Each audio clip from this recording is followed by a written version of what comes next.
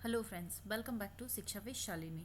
Friends, हम लोग आज कुछ स्पेशल पढ़ने जा रहे हैं।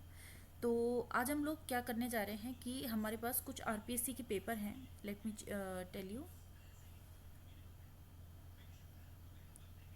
ये देखिए, हमारे पास कुछ आरपीएससी के पेपर हैं। आज हम उनको सॉल्व करेंगे और उसमें ये देखेंगे कि साइंस के क्वेश्चन किस तरीके से कॉम्पिटिटिव एग्जाम में पूछे जाते हैं। तो यहाँ पर जो बच्चे अभी कंपटीशन नहीं दे रहे हैं उनको ये पता चलेगा कि वो साइंस को कैसे स्टडी करते हैं, जिससे उनको कंपटीशन आगे जब भी वो देंगे तो उन्हें हेल्प मिलेगी। और साथ में जो ऑलरेडी कंपटीशन के एग्ज़ाम दे रहे हैं, जो रीट का दे रहे हैं या किसी भी एग्ज़ाम को दे रहे हैं, तो उनको पता चलेगा कि साइंस उन एग्ज़ाम्स में कैसे पूछी जा सकती है, कितने डेप्थ तक उनको साइंस की स्टडी करनी होगी। ये जो मैंने पेपर लिया है वो डिप्टी कमांडेंट का पेपर है। 2020 में ये पेपर हुआ है। 2020 में ये पेपर हुआ है 23/8/20 को। और ऐसा नहीं है कि जो राजस्थान के बाहर के लोग हैं वो ये नहीं कर सकते। मैं बहुत सारे पेपर यहाँ पर लेकर आने वाली हूँ, तो आप देखते रहिए। और आपके स्टेट के भी जो भी पेपर हो आप मुझे भेजिए, मैं उनका भी सोल्यूशन आपको करके बता दूंगी। ठीक है, तो चलते हैं हमारे साइंस के क्वेश्चन की तरफ जाएंगे सीधा। देखिए, यहाँ से हमारे साइंस के क्वेश्चन शुरू होते हैं। पहला क्वेश्चन यहाँ पे साइंस का ये पूछा गया था कि सामान्य तापमान पर एकमात्र तरल धातु कौन सी है, यानी the only metal which is liquid in liquid state at the room temperature. तो रूम टेम्परेचर पर तांबा, तांबा तो आपने देखा होगा वायर्स में होता है, वो तो सॉलिड फॉर्म में होता है। आर्सेनिक और शीशा आपने नहीं देखा है, बट ये दोनों भी ठोस फॉर्म में होते हैं, सॉलिड फॉर्म में होते हैं। बट पारा यानी कि मर्क्यूरी जो होता है वो तरल धातु होता है। अच्छा, तरल अधातु पूछ लिया जाए तो, क्योंकि हम सिर्फ यही क्वेश्चन नहीं देखेंगे, इसके साथ में जो आसपास की कुछ चीज़ें होंगी वो भी मैं आपको बताती रहूँगी हमेशा की तरह। तो हम ये देख रहे हैं कि पारा तो धातु है। अगर आपको यहाँ धातु दिया जाए तो आप पारे पे टिक करेंगे। अच्छा, इसका सिंबल होता है Hg। ठीक है, और अगर हम आपसे बात करें कि अधातु की, तो अधातु के लिए आप यहाँ पर टिक करेंगे। अगर हम बात करें अधातु तो हमारा आंसर आएगा ब्रोमीन। ब्रोमीन, ठीक है। तो ये होता है हमारा इसका आंसर। अगले क्वेश्चन की तरफ चलते हैं। आर्द्र उपकला में श्लेष्मा स्रावित करने वाली कोशिकाएं कौन सी हैं? आर्द्र उपकला पहले तो क्या होती है? सबसे पहले आर्द्र उपकला का मतलब होता है इंटेस्टाइन। इंटेस्टाइन एपिथीलियम का मतलब क्या है? यानी कि जैसे अगर ये इंटेस्टाइन है तो इसकी जो दीवारें हैं उन दीवारों में यहाँ पे कुछ कोशिकाएं होती हैं। ठीक है, यहाँ पे कुछ कोशिकाएं होती हैं, तो इन कोशिकाओं से म्यूकस निकलता है। म्यूकस का मतलब होता है श्लेष्मा। ये क्या करता है? उसकी दीवारों को चिकना बना के रखता है। ठीक है, तो वहाँ पे कौन सी सेल से निकलता है? तो इसका आंसर होता है गॉबलेट सेल। ये तो ठीक है। अब हम बाकी के बारे में भी जान लेते हैं। तो बाकी के बारे में ये है कि बी और टी कोशिकाएं जो वो होती हैं वो डब्ल्यूबीसी होती हैं। क्या होती हैं? डब्ल्यूबीसी। डब्ल्यूबीसी क्या होता है? White blood cells. White blood cells क्या करती हैं? शरीर में प्रतिरक्षा उत्पन्न करती हैं। ठीक है, और जो वर्षा कोशिकाएं हैं ये ज़्यादातर वर्ड्स में होती हैं, पक्षियों में पाई जाती हैं। और अगर हम अपनी बात करें तो जॉइंट्स, जॉइंट्स जैसे जैसे घुटने का जॉइंट होता है, हड्डियों के बीच में जो जॉइंट्स होते हैं वहाँ पे कुछ इस तरह की सेल्स मिलती हैं। तो हमारा इसका आंसर तो होगा गॉबलेट सेल्स होगा। चलते हैं अगले क्वेश्चन की तरफ। तो हमारा नेक्स्ट क्वेश्चन है, रक्त में ग्लूकोज का सामान्य स्तर बनाए रखने में कौन सा हार्मोन मुख्य भूमिका निभाता है? ठीक है, ग्लूकोज का स्तर सामान्य रखने में, तो इसका आंसर क्या होगा? ग्लूकेगोन, TSH, नॉर एड्रेनलिन और टेस्टोस्टेरोन। देखिए, वैसे भी ग्लूकोज नाम जहाँ पे आ जाता है ना वहाँ पे हमें क्लियर हो जाता है, या तो ग्लूकागोन आंसर होगा, या फिर एक और हार्मोन होता है जिसको हम कहते हैं जिसे मैं आपको अभी बताती हूँ क्या कहते हैं। ग्लूकागोन हार्मोन इसका आंसर है। तो पहले हम ये देख लेते हैं कि TSH क्या चीज़ है। तो TSH जो है वो होता है thyroid stimulating hormone. Thyroid stimulating hormone क्या करता है आपकी बॉडी में कि ये आपकी बॉडी की एनर्जी को कंट्रोल करता है, थायराइड ग्रंथि को कंट्रोल करता है, जिसकी वजह से आपकी बॉडी का मेटाबॉलिज्म है वो कंट्रोल रहता है। इसके अलावा नॉर एड्रेनलिन की अगर हम बात करें तो नॉर एड्रेनलिन क्या करता है? आपके नर्वस सिस्टम को कंट्रोल करता है। ठीक है, नर्व्स जो होती हैं उनको कंट्रोल करता है। साथ में अगर आपका ब्लड प्रेशर की कोई शिकायत वगैरह होती है तो वहाँ पे भी नॉर एड्रेनलिन हार्मोन उसको कंट्रोल करता है ब्लड प्रेशर को, ठीक है। और टेस्टोस्टेरोन जो होता है वो मेल में जो मेल्स होते हैं उनमें ये काम करता है टेस्टोस्टेरोन हार्मोन, ये मेल और फीमेल का। अब ये जो ग्लूकागोन है ना वो क्या करता है, ग्लूकागोन हार्मोन ग्लूकोज को, एक्स्ट्रा ग्लूकोज को बॉडी में सेव करके रख लेता है। उससे क्या होता है कि आपका जो, जैसे देखिए मान लीजिए इतना ग्लूकोज, ये ब्लड है और ब्लड के अंदर ये ग्लूकोज है, ठीक है। बहुत सारा ग्लूकोज, हमने खाना खाया है और खाना खाते ही बहुत सारा ग्लूकोज यहाँ पर इकट्ठा हो गया। अब हमें तो इतना ग्लूकोज अभी नहीं चाहिए, इससे तो बहुत सारी एनर्जी बन जाएगी। तो हम क्या करेंगे, इसमें से इतना ग्लूकोज तो अभी खर्च करेंगे और इतना सेव करके रख लेंगे, ठीक है। अब जब ये सेव करके रखना है अपने को तो कहीं ना कहीं रखना पड़ेगा। तो इसको रखने के लिए कौन सा हार्मोन हेल्प करता है, वो हेल्प करता है ग्लूकागोन। और जब हमें ये वापस चाहिए होता है तो आप मुझे कमेंट करके बताएंगे कि वो कौन सा हार्मोन है जो हमें इसे वापस से, जैसे ये सेव करके रख लिया ग्लूकागोन की मदद से, और जब इसे वापस से चाहिए होगा तो कौन हमारी मदद करेगा, उस हार्मोन का नाम आप मुझे कमेंट करके बताएंगे। अगले क्वेश्चन की तरफ चलते हैं। यहाँ पे पूछा गया है कि केल्विन पैमाने में पानी का क्वथन बिंदु क्या है, ठीक है। तो केल्विन पैमाने पे पानी का क्वथन बिंदु, अगर हमें नॉर्मल पूछा होता सेंटीग्रेड में, डिग्री सेंटीग्रेड में, तो हम कह देते 100 डिग्री सेंटीग्रेड, ठीक है। लेकिन हमसे क्या पूछा गया है, केल्विन में पूछा गया है। तो केल्विन में क्या होता है, देखिए 1 डिग्री सेंटीग्रेड बराबर 273.15 केल्विन होता है लगभग। तो आप 0.15 नहीं भी लगाएंगे तो चलेगा। तो अगर मैं 100 डिग्री सेंटीग्रेड की बात करूं तो ये हो जाएगा 273 प्लस 100, तो आपका आंसर हो जाएगा 373। तो ये इसका कैलकुलेशन होती है, ठीक है। आप इसको इस तरह से कन्वर्ट कर सकते हैं। आगे चलते हैं। तो अभी आपको लग रहा होगा ना कितने आसान से क्वेश्चन पूछे गए हैं, बेसिक क्वेश्चन है। इतनी नॉलेज तो साइंस की आपको एक्सपेक्टेड है, इतनी आनी ही चाहिए। अगला क्वेश्चन है हमारा, विटामिन डी की कमी का मुख्य कारण क्या है, या विटामिन डी की कमी से कौन सा रोग होता है। तो स्कर्वी जो होता है वो विटामिन सी की कमी से होता है। रतौंधी है वो विटामिन ए की कमी से होता है। रिकेट्स है विटामिन डी की कमी से होता है। और कोविड-19 तो वायरस की वजह से होता है, ठीक है। ये तो आपको बहुत ही आसान सा क्वेश्चन पूछ लिया इन्होंने। और ये एक और बता देते हैं, विटामिन डी का सोर्स क्या होता है। तो विटामिन डी का सोर्स भी अगर आप यहाँ पे देख लें तो सनलाइट होती है सामान्यतः। वैसे और भी कुछ आप कह सकते हो कि जैसे मछली का तेल कह सकते हो, लेकिन जो मेजर सोर्स है वो सनलाइट है। और सनलाइट में भी जो सन की यूवी लाइट्स होती हैं, अल्ट्रावायलेट लाइट्स होती हैं, वो जब स्किन पे पड़ती हैं तो हमें विटामिन डी बॉडी द्वारा प्रोड्यूस हो जाता है, ठीक है। अच्छा, अगला क्वेश्चन है, पादपों में जीन स्थानांतरण हेतु सामान्य तौर पर प्रयुक्त होने वाला जीवाणु कौन सा है। अभी अपन ने क्या किया है, एक्चुअली होता क्या है, देखिए यहाँ पे कि जीन स्थानांतरण, आपको क्या करना है कि कोई एक स्पीसीज है, जैसे कोई एक प्लांट है और इसका एक कोई बहुत अच्छा मैंगो का प्लांट है। हम चाहते हैं कि एक जो दूसरा मैंगो का प्लांट है वो हम ग्रो करना चाहते हैं, नया लगाना चाहते हैं, और हम चाहते हैं या उसका बीज बनाना चाहते हैं। तो हम चाहते हैं कि इस प्लांट से कुछ क्वालिटीज़ हैं वो इसमें आ जाए। तो इसके लिए हम क्या करेंगे, इसकी एक कोशिका लेते हैं और उस कोशिका से इसके जो जीन होते हैं तो उन जीन को हम ट्रांसफ़र कर देते हैं इसकी कोशिका में। तो उसमें हेल्प करता है, कौन करता है, एग्रोबैक्टीरियम, ठीक है। तो इसको आपको याद रखना है। अब हम थोड़ा सा ये जान लेते हैं कि ई कॉलाई क्या करता है। ये आपको इंटेस्टाइन में मिलता है, यानी कि आंत होती है या इंटेस्टाइन होती है, वहाँ पर ये मिलता है। नाइट्रोसोमोनास होता है, ये जो नाइट्रोजन चक्र होता है, नाइट्रोजन साइकिल होती है, ये वहाँ पे काम में आता है।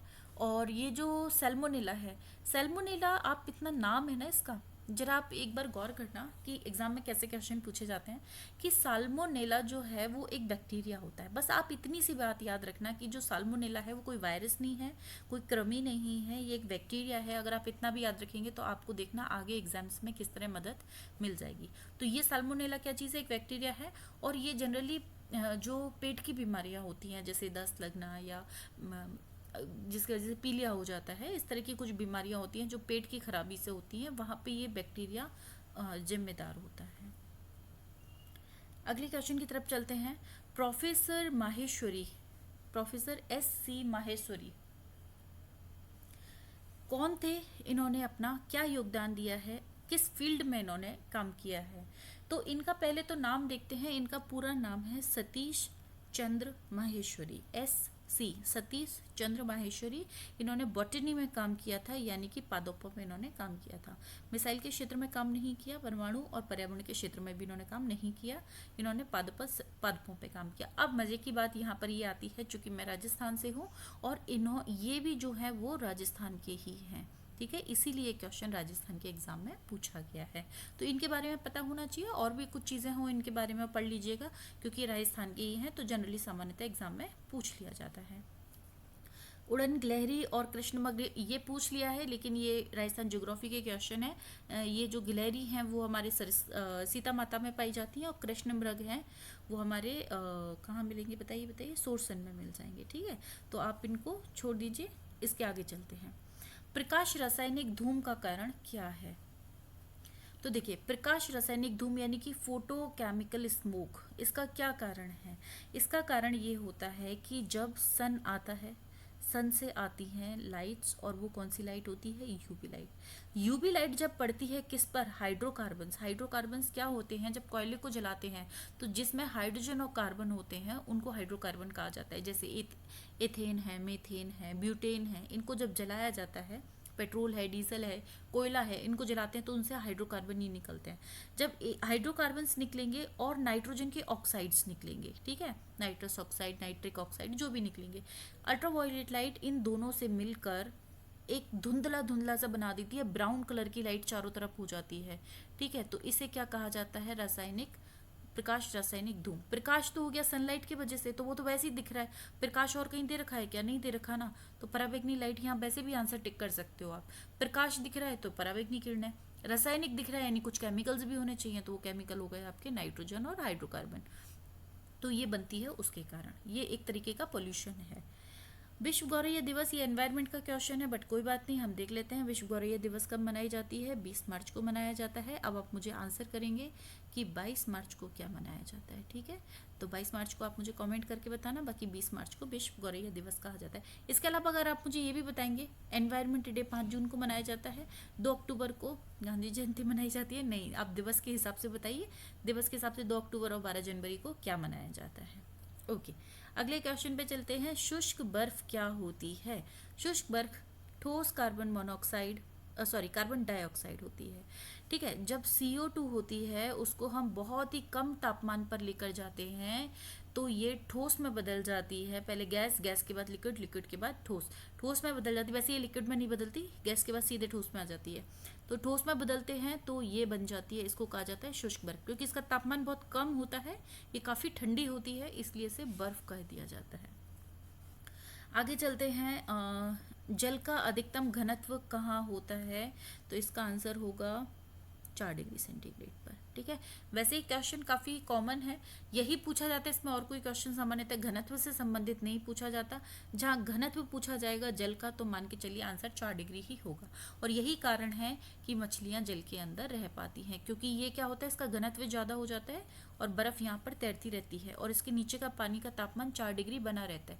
नीचे का तापमान कभी भी 4 डिग्री से ज़्यादा, किसी झील या तालाब में ऊपर बर्फ़ जम रही है तो ऊपर का तापमान तो 0 डिग्री हो गया, लेकिन नीचे का तापमान कभी भी 4 डिग्री से नीचे जा ही नहीं सकता, तो इसलिए मछलियाँ वगैरह यहाँ पर सरवाइव कर सकती हैं। ऊपर कितना भी हो सकता है, यहाँ पर वायु है तो यहाँ पर कितना भी तापमान हो सकता है, यहाँ पर 0 हो जाएगा और इसके नीचे 4 डिग्री रहेगा।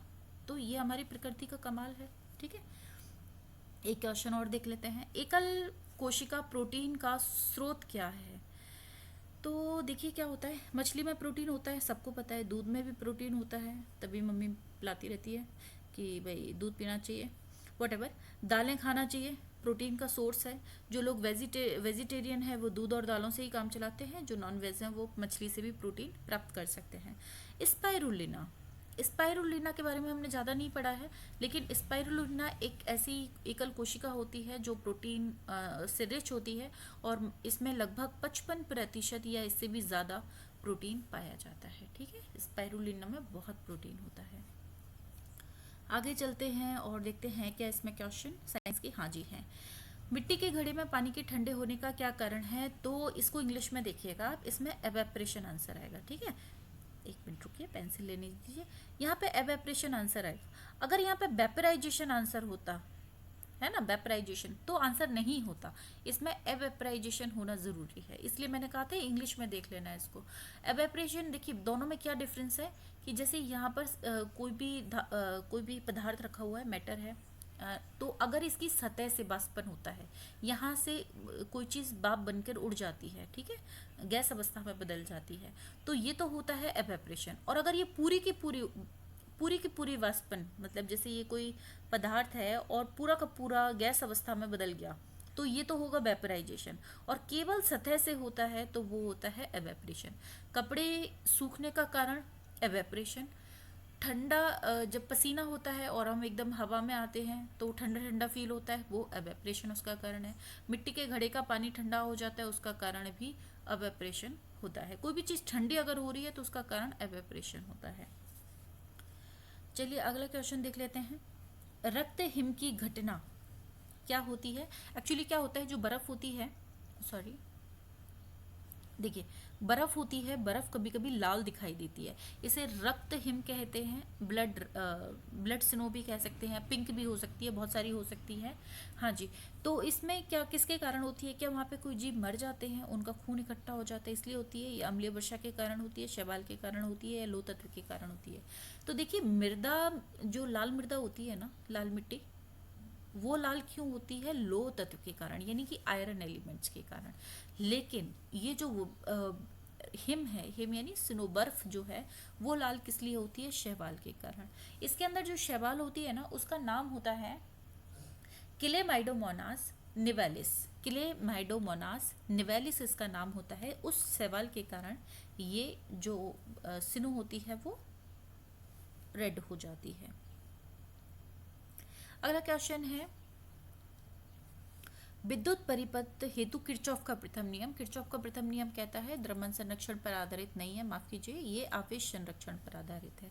ऊर्जा संरक्षण होती है कि ऊर्जा ना नष्ट होती ना पैदा होती है। द्रव्यमान संरक्षण होता है कि ना द्रव्यमान पैदा किया जा सकता है और ना ही नष्ट किया जा सकता है। सिमिलरली आवेश होता है, आवेश को ना पैदा किया जा सकता है ना नष्ट किया जा सकता है, कुछ नहीं होता है आवेश। ये एक आपका एटम है, एटम यानी कि परमाणु। इसका इलेक्ट्रॉन जब इससे थोड़ी देर के लिए अलग हो जाता है, इलेक्ट्रॉन, तो हम कह देते हैं कि इलेक्ट्रॉन अलग हो गया, ये पॉजिटिव हो गया और इलेक्ट्रॉन वाला हिस्सा नेगेटिव हो गया है। फिर थोड़ी देर बाद इलेक्ट्रॉन वापस आ जाएगा। कहाँ से आप पैदा करोगे और कहाँ नष्ट करोगे? सिंपल सी बात है। विसरण क्या होता है? देखिए ये क्वेश्चन बहुत अच्छा है। अगर जिन लोगों को साइंस थोड़ी कम आती है ना, उनके लिए ये थोड़ा सा धमाल वाला क्वेश्चन है। विसरण क्या होती है? Diffusion current. मैं आपको समझाती हूँ क्या होता है। जैसे कि मान लो कोई अर्धचालक है, अर्धचालक तो आपको पढ़ना पड़ेगा, मैं किसी और दिन एक्सप्लेन कर दूंगी। अर्धचालक होते हैं जो ना तो पूरी तरह से मतलब चालक कह सकते हो जैसे लोहा, कॉपर, और ना ही अधातु की तरह अचालक होते हैं। ये इनमें कुछ विशेष परिस्थितियों में ये विद्युत को प्रभावित कर सकते हैं। जैसे आपके मोबाइल फ़ोन वगैरह में सिलिकॉन जो होता है वो सब अर्धचालकों पर काम करते हैं। ठीक है, अब अर्धचालक में क्या होता है कि एक तो होते हैं होल्स होते हैं धनात्मक, ठीक है, ये पोर्शन हो गया धनात्मक, और कुछ होते हैं इलेक्ट्रॉन को मैं छोटे छोटे डॉट्स से बना देती हूँ। ठीक है, अब होता क्या है, ये देखिए, ठीक है, अब मैंने यहाँ पे 1 2 3 4 5 6 7 8 9 तो बनाए हैं ये, और ये 3 बनाए हैं। तो क्या होगा, ये इलेक्ट्रॉन इधर मूव कर जाएंगे, 3 इलेक्ट्रॉन। कितने इलेक्ट्रॉन? 3 इलेक्ट्रॉन। तो जब इलेक्ट्रॉन गति करते हैं तो धारा प्रवाहित होती है, या कोई भी आवेश प्रवाहित होता है तो धारा प्रवाहित होती है। तो जब यहाँ पर इलेक्ट्रॉनों ने गति की तो क्या हुआ, धारा उत्पन्न हो गई। ठीक है, ये भी हो सकता है कि किसी में होल्स तो ज़्यादा हों, होल्स बहुत ज़्यादा हों और इलेक्ट्रॉन कम हो। ठीक है, तो ये होल्स गति कर जाएंगे, तो आवेश है, होल्स भी आवेश है, तो ये गति कर गए, तो इनके वजह से भी क्या हुआ कि धारा उत्पन्न हो गई। तो यानी कि होल्स भी गति कर सकते हैं और इलेक्ट्रॉन भी गति कर सकते हैं। यानी कि कुल मिला के अर्धचालकों में जब आवेश गति करता है उसके वजह से जो धारा उत्पन्न होती है उसे विसरण धारा या डिफ्यूजन करंट कहते हैं। ये हमेशा, इसमें कोई डिसाइड नहीं होता कि इलेक्ट्रॉन ही गति करेंगे या होल गति करेंगे। इसलिए इसका आंसर आता है कि जहाँ घनत्व ज़्यादा होता है वहाँ से कम घनत्व की तरफ, जहाँ घनत्व ज़्यादा होता है वहाँ से कम घनत्व की तरफ जो गति करते हैं उसी की वजह से उत्पन्न होती है डिफ्यूजन करंट यानी कि विसरण धारा। आई होप कि थोड़ा समझ आया होगा, आई डोंट नो। चलिए इसके बाद तो कंप्यूटर्स के क्वेश्चन स्टार्ट हो गए हैं, तो वो हम किसी और वीडियो में देखेंगे। आई होप कि आपको पसंद आया हो, पसंद आ गया हो तो मुझे लाइक कर देना, सब्सक्राइब कर देना, शेयर कर देना। नीचे आपको लिंक मिल जाएगा, उसमें मेरा फेसबुक का और इंस्टा का और टेलीग्राम का सबके लिंक मिल जाएंगे। तो आपको जो भी कुछ कमेंट करना है, कुछ करना है तो वो आप मुझे नीचे कमेंट कर सकते हैं और बताइएगा ये वीडियो कैसी लगी, क्या ऐसे और क्वेश्चन आपको चाहिए। बाकी पढ़ने के लिए आपको बहुत सारा थैंक यू एंड बहुत सारा पढ़ते रहिए और खुश रहिए। Thank you so much.